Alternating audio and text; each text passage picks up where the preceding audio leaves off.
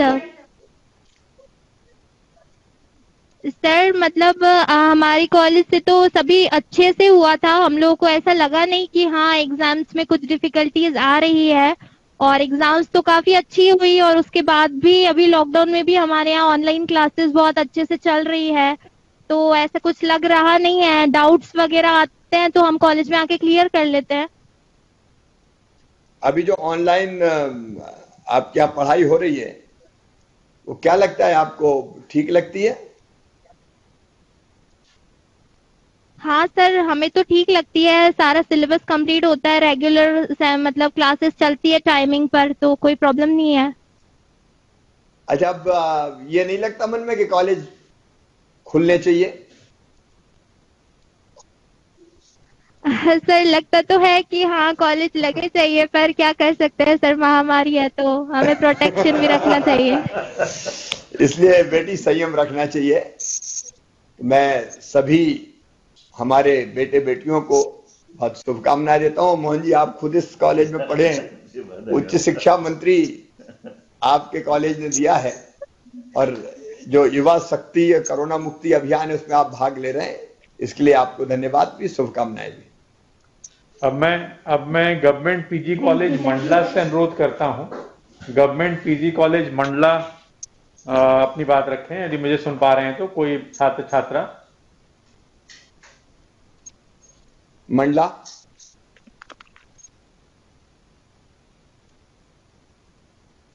Mandla sir, और किसी के जी सर। अशोकनगर, अशोकनगर मुझे सुन पा रहे हैं?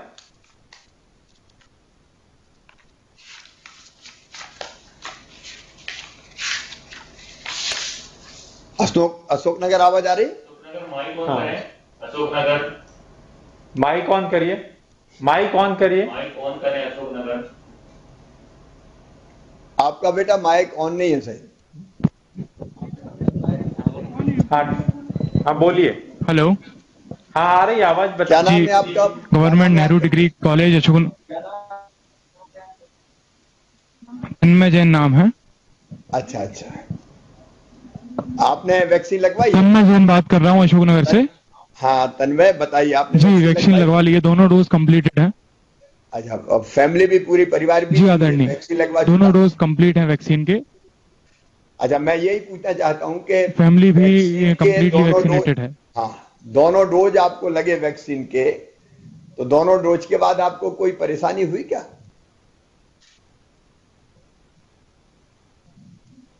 हल्का सा बस हाथ में थोड़ा सा पेन हुआ था, बाकी और कोई ज्यादा तकलीफ नहीं आई। वैक्सीन दोनों डोज लगने के बाद आप कैसा महसूस करते हैं, क्या लगता है आपको? बाकी साथ शेयर कीजिए ना, जिन्हें वैक्सीन नहीं लगवाई।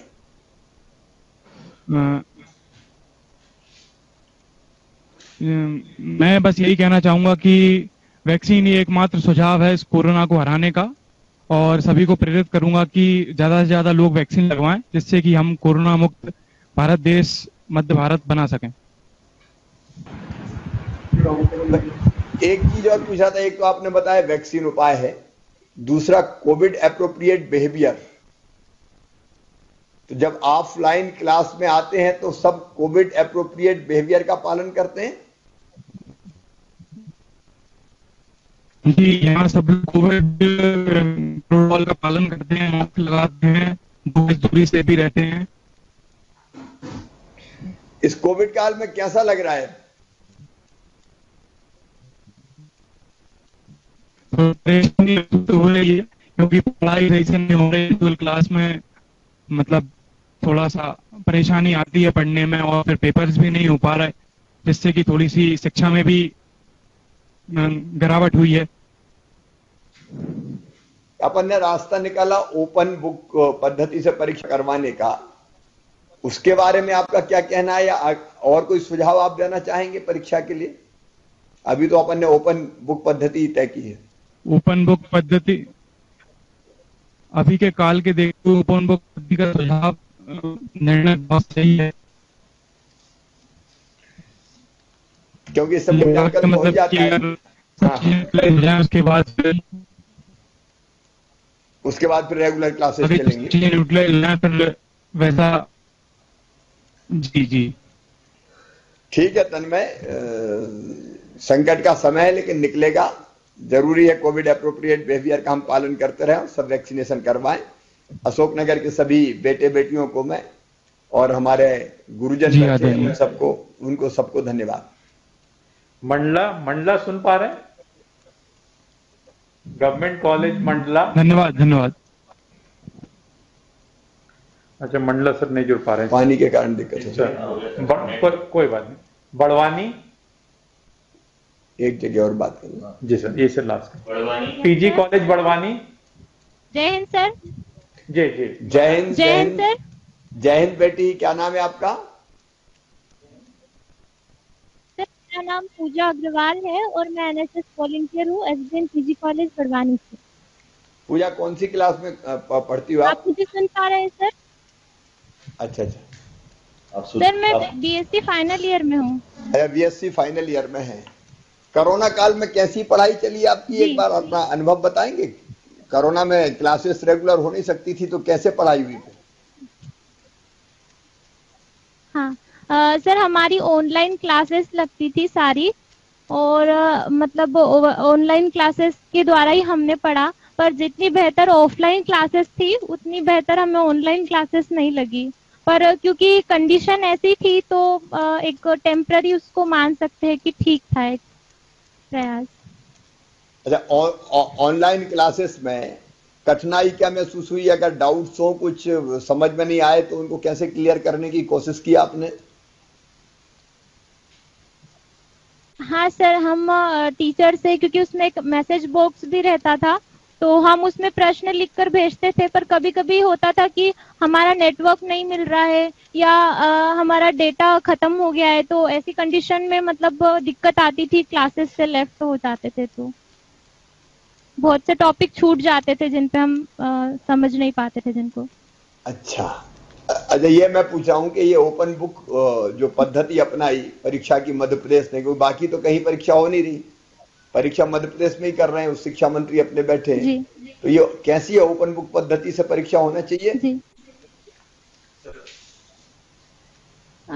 सर, अगर अभी क्योंकि महामारी के अनुसार देखा जाए तो ये एक प्रयास ठीक है, परंतु अगर देखा जाए तो इसमें विद्यार्थियों का बहुत नुकसान भी हुआ है, क्योंकि जब हम बेहतर तरीके से पढ़ाई करके एग्जाम हॉल में परीक्षा देते तो उसका हमारा कॉन्फिडेंस एक अलग होता है उसकी तुलना में जब हमें बिना पढ़ाई किए ऐसे ही बस जनरल प्रमोशन या ओपन बुक से हमारी एग्जाम हो गई।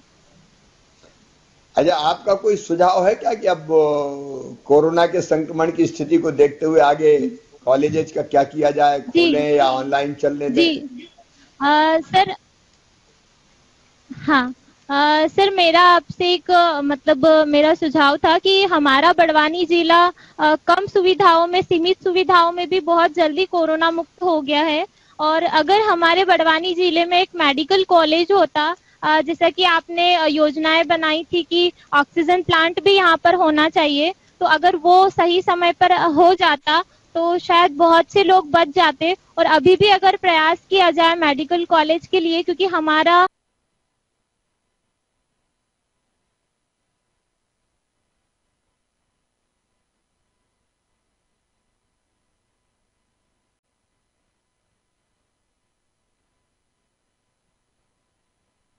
आदिवासी बाहुल्य कि जिस परिवार में अगर दुर्भाग्यपूर्ण कोई मृत्यु हो गई है तो उसी पद पे परिवार के दूसरे सदस्य को नियुक्ति दे दी जाए, इसमें और क्या क्या होना चाहिए सुधार, बताओ? जी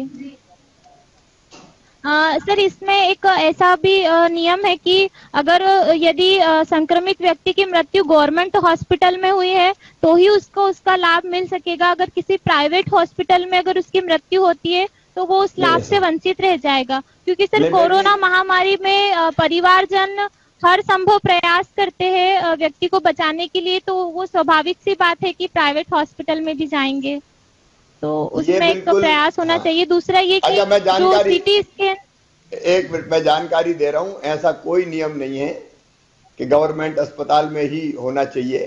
किसी की भी किन्हीं भी परिस्थितियों में अगर मृत्यु कोविड काल में हुई है बीमारी के कारण, कोविड के कारण, तो उसको जी। अनुकंपा नियुक्ति दी जाएगी, प्रावधान यही है। ये प्राइवेट गवर्नमेंट और का कुछ सर है नहीं। दूसरा इसमें ये भी था कि सीटी स्कैन की रिपोर्ट मान्य नहीं है, पर सर ज्यादातर जो कोविड के पेशेंट सीटी स्कैन के द्वारा ही उनका ट्रीटमेंट हुआ है और उनकी मृत्यु हो गई है, तो उसकी रिपोर्ट को भी मान्यता देनी चाहिए थी। पूजा जैसा अभी माननीय मुख्यमंत्री जी ने बताया कि जी कोविड से मृत्यु यदि हुई है, जी सर। सरकारी अस्पताल में हुई हो या प्राइवेट अस्पताल में हुई हो, कहीं भी हुई हो, तो उसको अनुकंपा नियुक्ति की पात्रता है। ये बड़ा जी स्पष्ट है, इसमें सीटी स्कैन वगैरह जैसी कोई बात जी नहीं है। मृत्यु है। सरकार का मानना है अगर मृत्यु हुई है, दुखद परिस्थिति है, तो अनुकंपा नियुक्ति मिलेगी, चाहे मृत्यु घर में हुई हो, अस्पताल में हुई हो या सरकारी अस्पताल में हुई। ठीक है पूजा, जी सब बड़वानी के जी सब सर। जी बेटे सर। बेटियों को, भांजे और सर भांजियों को हम मेरी शुभकामनाएं, बहुत बहुत शुभकामनाएं। एक आध जिले में और करना, ठीक है सर, मंडला से एक बार पूछ लो। मंडला देखो अगर जुड़, मंडला जुड़ पा रहे हैं? मंडला एक और जुड़ के। जी सर, धन्यवाद। ठीक है पूजा, थैंक यू। मंडला नहीं सुन पा रहे हैं। रतलाम,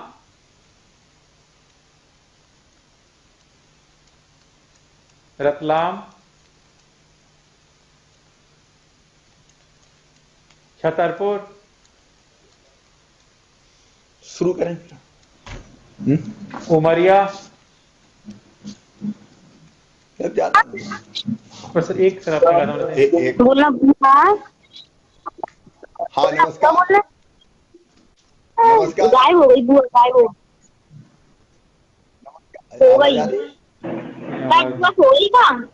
ये गवर्नमेंट पॉलिटेक्निक ले लो, बहुत बेटर है। कोई polytechnic college, government polytechnic college? कोई नहीं, निश्चित ही बताना पड़ेगा, तो वो आ पाएगा ये ऐसे थोड़ी। अच्छा, चलिए कोई बात नहीं, वो बीच में गुजर रहे हैं। फिर वो नहीं पा रहे, पता नहीं। चलो अब शुरू करते हैं। सर अब मैं माननीय मुख्यमंत्री जी से अनुरोध करता हूं कि अपना प्रेरक हम सभी को मार्गदर्शन दें। हमारे उच्च शिक्षा मंत्री आदरणीय मोहन यादव जी, विभाग के पीएस और पूरे प्रदेश के अलग अलग कॉलेजेज में मुझे सुन रहे प्रिय भांजों और लाडली भांजियों और हमारा शिक्षा परिवार,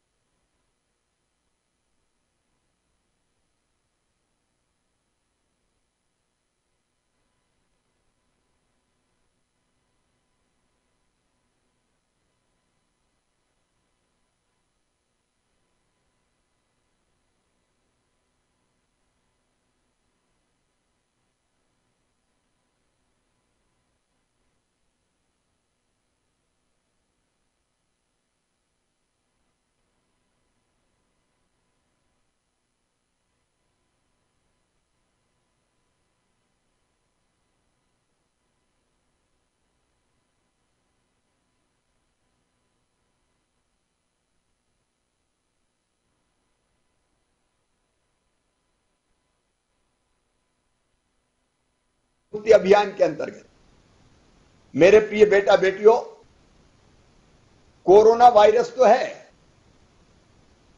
वायरस अभी समाप्त नहीं हुआ है। अभी आपने पढ़ा होगा अखबारों में, इंग्लैंड में, ब्रिटेन में, यूके में फिर से पॉजिटिव केस बढ़ना शुरू हो गए। 12,000 से ज्यादा रोज आने लगे। 3 महीने के लॉकडाउन के बाद फिर वहां केस बढ़ना शुरू हो गए। दुनिया के कई देशों में तीसरी लहर भी आई और चौथी लहर भी आई। और इसलिए आज मैंने आपको बुलाया, शिक्षा मंत्री जी ने आपको आमंत्रित किया कि हम इस परिदृश्य को ढंग से समझने की कोशिश करें। वायरस है वो खत्म नहीं हुआ है, संक्रमण कम हुआ है। और इसलिए हमको यह सोचना है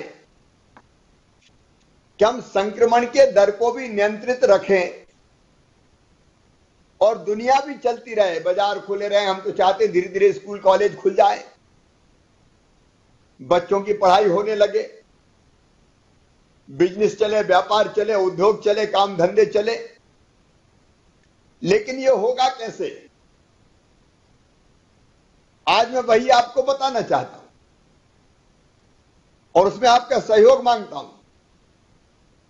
यह करने के 2 ही तरीके हैं। नंबर 1, सरकार प्रयास करे, टेस्ट खूब होते रहे,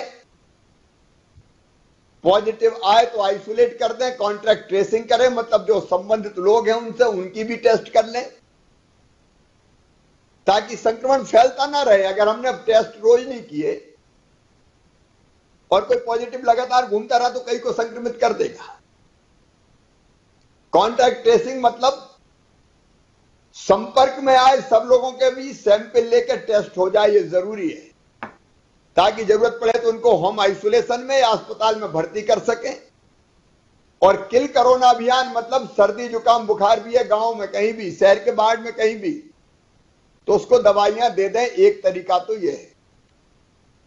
दूसरा है कोविड संक्रमण रोकने के अनुकूल व्यवहार करें हम, मतलब चेहरे पर मास्क लगाए रखें और मास्क भी सही तरीके से जिसमें नाक और मुंह दोनों ढके रहे। नहीं, कई बार लोग दाढ़ी में लगा लेते हैं, कई लोग गले में लटका लेते हैं टाई की तरह। तो मास्क लगा रहे। आप लोग दूर दूर बैठे हैं, ये बिल्कुल सही है। 2 गज की दूरी प्रधानमंत्री जी ने भी कहा है, हमारे बीच में आपस में रहनी चाहिए। तो हम शारीरिक फिजिकल डिस्टेंस बनाए रखें, दूरी बनाए रखें और हाथ बार बार साफ करें। और बाहर भी जब निकले, सड़क पे हैं तो मास्क लगा हुआ है, दूरी बनी हुई, दुकान पे सामान खरीदने जा रहे हैं तो एक साथ भीड़ न लगाएं। दुकानदार भी गोले बनाए ताकि अलग अलग खड़े रह सकें। तो आने जाने के बीच में, सामान खरीदने के बीच में संक्रमण ना फैले, ये हमको करना ही पड़ेगा। बार बार साबुन से हाथ धोएं, ये जरूरी है। तो कोरोना संक्रमण को रोकने के अनुकूल जो व्यवहार, इसलिए सरकार ने तय किया है, क्राइसिस मैनेजमेंट ग्रुप्स बने हुए, उनने तय किया है कि दुकानदार का व्यवहार क्या होगा। वो मास्क लगाएगा, सैनिटाइजर रखेगा, दुकान के सामने गोले बनाएगा। और ग्राहक का व्यवहार क्या रहेगा, वो भीड़ नहीं लगाएगा, गोले में खड़ा रहेगा और एक एक करके सामान लेंगे, इकट्ठे नहीं लेंगे। ऐसे अनेक नियमों का पालन हमको करते रहना पड़ेगा और नहीं किया तो आज 110 संक्रमित हैं, 110 220 को संक्रमित कर देंगे, 220 440 को संक्रमित कर देंगे और 420 40 880 को संक्रमित कर देंगे। फिर से संक्रमण बढ़ जाएगा। जैसे मैंने बताया यूके वगैरह में अब फिर बढ़ रहा है। और ये जरूरी है कि कोविड एप्रोप्रिएट बिहेवियर का हम पालन करें। और तीसरी चीज और करें, तीसरी चीज है वैक्सीनेशन करवाएं। ये वैक्सीन ही सुरक्षा है। दुनिया भर के वैज्ञानिकों ने कहा है, जिनको वैक्सीन के दोनों डोज लग गए हैं वो या तो दूसरी लहर में संक्रमित ही नहीं हुए और संक्रमित भी हुए तो बहुत जल्दी ठीक हो गए, क्योंकि उनके शरीर में रोग प्रतिरोधक क्षमता वैक्सीन के कारण बन गई थी। और इसलिए वैक्सीनेशन एक प्रभावी उपाय है कोरोना से बचने का। इसलिए मेरे प्रिय भांजे भांजियों, पूरे मध्य प्रदेश में हमने इस समय अभियान चलाया हुआ है। कोविड एप्रोप्रिएट बिहेवियर का पालन करना है और वैक्सीनेशन करवाना है। लेकिन यह काम क्या मेरा अकेले का है या मोहन यादव जी का है? आप नौजवान हैं, आप सारी परिस्थितियां समझते हैं, आपको कोरोना संक्रमण की गंभीरता का ध्यान है। कई बार जैसे संक्रमण कम हुआ, लोग निकल पड़े, मास्क मत लगाओ, भीड़ करो, मौज मस्ती करो, मेले ठेले होने दो। उस टाइम फिर पुरानी स्थिति में पहुंच जाएंगे, फिर से संक्रमण बढ़ जाएगा। अब कब तक अपन बंद करेंगे, कब तक लॉक करेंगे? इसलिए जरूरी है कि हम सब मिलकर यह कोशिश करें कि हम वैक्सीनेशन भी करवाएं और मास्क भी लगाएं, सब दूरी भी बनाएं, सब हाथ भी साफ करें, कोरोना संक्रमण को बढ़ने से रोकने का हर संभव उपाय करें। सरकार एक काम और करेगी, हम ऑक्सीजन प्लांट लगवा रहे हैं, हम बिस्तर बढ़वा रहे हैं, ICU bed, LTU bed, isolation bed, oxygen bed, बच्चों के वार्ड, ये सब बना रहे हैं, क्योंकि थर्ड वेव लोग कहते हैं कि बच्चों में भी आ सकती है। वो सारे उपाय करेंगे, लेकिन अकेले उन उपायों से काम नहीं चलेगा। हमको संक्रमण रोकने का व्यवहार करना ही होगा, क्योंकि हमें बचना है और अपनों को बचाना है। इसलिए अपने खुद के लिए, अपनों के लिए आखिर कितने कष्ट भुगते हमने बेटे बेटियों। जब वो संक्रमण फैलता है, फेफड़े संक्रमित हो जाते हैं, तब मरीज को कितना कष्ट होता है इसका अंदाजा नहीं लगा सकते। इसलिए मैंने कहा था कि वेंटिलेटर की जगह मास्क लगाओ ना। महासंकट से हम गुजरे, कई अपनों को हमने खो दिया, कुछ बच्चे अनाथ हो गए, उनके लिए हमने अलग योजना बनाई। अनाथ बच्चे जो हो गए वो अनाथ नहीं रह सकते मध्य प्रदेश के हमारे होते हुए। 5,000 रुपए उनके खाते में डाले जाएंगे हर महीने। उनके पढ़ाई की, चाहे वो उच्च शिक्षा ही क्यों ना हो, मेडिकल की, इंजीनियरिंग की अगर बीच में है तो पूरी फीस हम भरवाएंगे, उनकी शिक्षा की व्यवस्था करेंगे, उनके आवास की, भोजन की व्यवस्था करेंगे। ये हमारी ड्यूटी है। अपने रहते हुए कौन अनाथ, क्यों अनाथ होगा कोई? लेकिन मैं दूसरी बात कहना चाहता हूं, इस संक्रमण को बढ़ने से रोकना पड़ेगा। जब तक वायरस है तब तक वायरस से संक्रमण ना बढ़े, उसका व्यवहार हमको करना पड़ेगा और इसे समाज को एजुकेट करना पड़ेगा। मैं चिंतित हूं, मैं जब देखता हूं शहरों में कई जगह फिर भीड़ इकट्ठी होना शुरू हो गई, मास्क नहीं लगा रहे लोग, एक गाड़ी में 3-3 बैठ के चले जा रहे हैं, 2 व्हीलर में। कई जगह मंडियों में भीड़ दिखती है, सब्जी मंडी में, दुकानदारों के यहां। अगर ये इतने जल्दी शुरू हो गया तो ये मानना कि तीसरी लहर फिर आ जाएगी और हम फिर संकट में पड़ जाएंगे। दूसरी लहर के पहले भी मैंने काफी समझाने की कोशिश की, अपील करता रहा, मास्क लगाओ, दूरी बनाओ, गोले बनाते फिरा दुकानों के सामने, स्वास्थ्य आग्रह किया, लेकिन तब लापरवाही हो गई। अब लापरवाही ना हो, इसलिए मैं अकेले नहीं, मैं चाहता हूं ये युवा शक्ति कोरोना मुक्ति के लिए जगे। मतलब आप स्वयं मास्क लगाएं, आप कोविड का संक्रमण रोकने के अनुकूल व्यवहार करें और बाकी को भी प्रेरित करें। आखिर कौन करेगा? बुजुर्गों को कौन समझाएगा? प्रौढ़ों को कौन समझाएगा? हम समझाएंगे। काम अकेला मुख्यमंत्री का नहीं है, शिक्षा मंत्री का नहीं है। अगर सबको बचाना तो हमारी भी ड्यूटी, हमारा भी कर्तव्य है। और इसलिए आज मैं आपसे अपील करता हूं, आपका साथ मुझे चाहिए, और साथ इसलिए कि आप में से ही लोग निकले, नौजवान निकले जो कहे कि हम कोविड एप्रोप्रिएट बिहेवियर के लिए हम प्रेरक बनेंगे, हम खुद भी वैसा व्यवहार करेंगे और बाकी से भी करवाएंगे। अगर ये छात्र शक्ति निकल पड़े तो कोरोना को पूरी तरह से समाप्त मध्य प्रदेश की धरती में हम कर देंगे, पूरी तरह से समाप्त कर देंगे। तो आपका एक काम, आप स्वयं कोविड प्रोटोकॉल का पालन करोगे। और दूसरा काम, आप बाकी सबसे भी कोविड प्रोटोकॉल का पालन करवाओगे। और शुरुआत कहां से करना? अपने घर से। अपने मम्मी, अपने पापा, अपने भाई, अपने बहन, अगर वो कोविड के प्रोटोकॉल का पालन न करे तो उनको आप बताइए कि देखिए ऐसे काम नहीं चलेगा, नहीं तो संकट बढ़ जाएगा। तो कोई मास्क नहीं लगाता तो खुद के लिए खतरा नहीं है, वो कई के लिए खतरा बनेगा। तो एक तो आपको समझाना पड़ेगा और दूसरा वैक्सीनेशन के लिए आपको प्रेरित करना पड़ेगा। खुद भी वैक्सीन लगवाए जिन्हें नहीं लगवाई है। मेरे भी दोनों डोज लग चुके हैं, प्रधानमंत्री जी डोज लगा चुके हैं, लगवा चुके हैं। कई लोग अफवाहें फैलाने की कोशिश करते हैं। जो अफवाह फैलाते हैं, भ्रम फैलाते हैं, वो दुश्मन है मानवता के। वो महापाप कर रहे हैं, वो अपराध कर रहे हैं। हमको उस भ्रम को दूर करना पड़ेगा और हमको सबको बताना पड़ेगा कि मैंने वैक्सीन लगवाई है, आप भी वैक्सीन लगवाइए। 21 तारीख से 21 जून को योग दिवस है। वैक्सीनेशन का महाअभियान प्रारंभ हम कर रहे हैं। 7,000 से ज्यादा हम वैक्सीनेशन सेंटर बनाएंगे। मैं चाहता हूं आप में से युवा निकले जो वैक्सीनेशन सेंटर पर खड़े हों, या अपने गांव में, जिस गांव से, जिस शहर के, जिस वार्ड से आप आते हो, हम लोगों को प्रेरित करें, घर घर जाओ और कहेंगे वैक्सीन जरूर लगवाना, वैक्सीन ही सुरक्षा है। वैक्सीन निःशुल्क लगने वाली है, फ्री लगने वाली है। 21 जून से अभियान प्रारंभ हो रहा है। मैं, मेरे मंत्री साथीगण, विधायक, सांसद, सामाजिक कार्यकर्ता, स्वयंसेवी संस्थाओं के कार्यकर्ता, प्रतिष्ठित लोग सब निकलेंगे वैक्सीनेशन का प्रेरक बनने।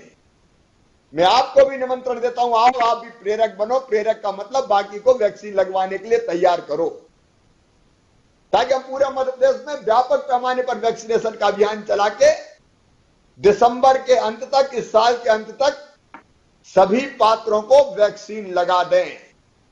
मैं कसर नहीं छोड़ूंगा, मेरी टीम कसर नहीं छोड़ेगी, क्योंकि कोरोना से वैक्सीन नहीं बचाएगी और कोई रास्ता ही नहीं है। कोविड एप्रोप्रिएट बिहेवियर और वैक्सीन, केवल यही उपाय है। इसलिए आप भी निकलिए मेरे बेटे बेटियों, सबको प्रेरित कीजिए। आपके मोहल्ले में, आपकी गली में, आपके गांव में, आपके शहर में कोई बिना वैक्सीन के ना रहे।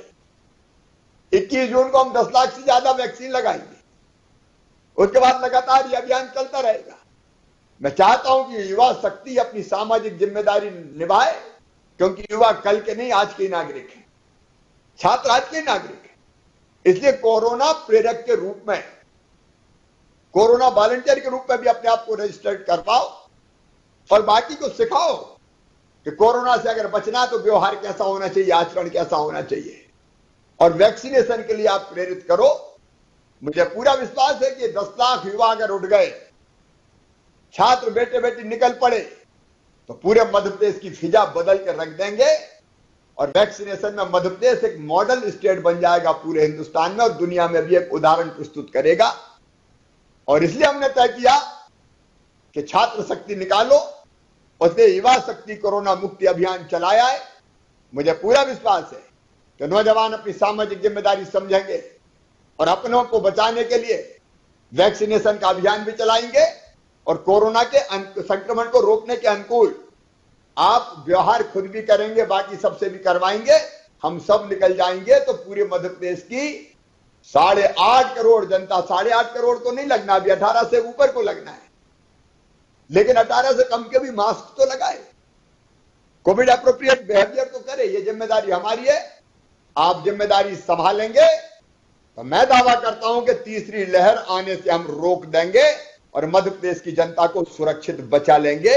बिजनेस, व्यापार, काम धंधा भी चलेगा और संक्रमण को भी हम रोक के चैन की सांस लेंगे। मेरे बेटे बेटियों, आपसे बात करके मैं अत्यंत प्रसन्न हूं। अभी अपने यहां ओपन बुक पद्धति से परीक्षा हमने मध्य प्रदेश में की है, जैसे मंत्री जी बता रहे थे, ताकि परीक्षा में ठीक मूल्यांकन भी हो जाए। जल्दी हम ऐसी परिस्थिति बनाए कि रेगुलर क्लासेस हमारी लग सके, फिर उत्साह का और आनंद का वातावरण हो, हम मिले जुले और बाकी गतिविधियों में भाग लें। लेकिन तब तक के लिए वैक्सीनेशन और कोरोना संक्रमण को रोकने के अनुकूल व्यवहार के लिए आप समाज को लीड करें, ये मेरी अपील है। और मुझे विश्वास है आप सबके सहयोग से हम कोरोना के संक्रमण को रोकेंगे और तीसरी लहर नहीं आने देंगे। आप सबको बहुत बहुत शुभकामनाएं, धन्यवाद, नमस्कार। मैं उच्च शिक्षा से आभार मानता हूं जिन्होंने हमको अपने इस अभियान के लिए न केवल प्रेरक मार्गदर्शन दिया। मैं आप सबकी ओर से आश्वस्त करता हूं माननीय मुख्यमंत्री जी, आपका ये संदेश हम सबके हृदय में उतरा है और हम सब संकल्प करते हैं कि हम अपने कई विद्यार्थियों सहित, प्राध्यापकों सहित पूरा उच्च शिक्षा विभाग, पूरा प्रदेश कोरोना से मुक्ति के इस अभियान में सक्रिय रूप से सहयोग करेगा। आपका बहुत बहुत आभार।